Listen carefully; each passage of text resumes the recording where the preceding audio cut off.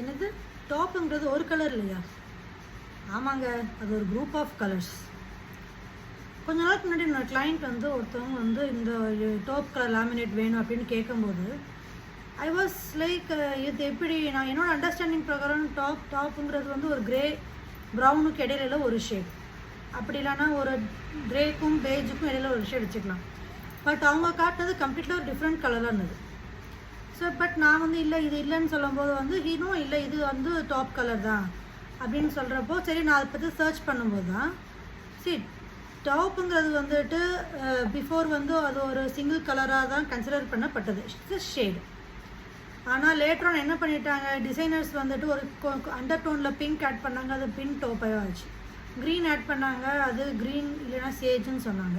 Mushroom டோன்ஸில் mushroom top இருக்குது. இந்த மாதிரி எக்கச்சக்கமான ஷேட்ஸ் இருக்குங்க.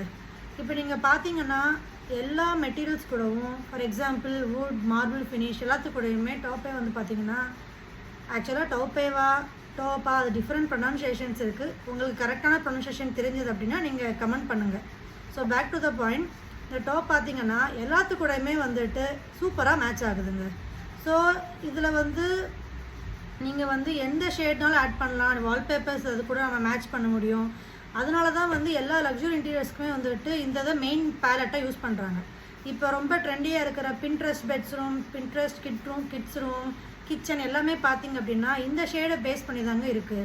இந்த ரீலை பார்க்கும்போது இதுக்கு முன்னாடி இந்த டாப்புங்கிற நீங்கள் கலரை கேள்விப்பட்டிருந்தீங்கன்னா கமெண்ட் பண்ணுங்கள், கேள்விப்படலைன்னா தெரிஞ்சுக்கோங்க.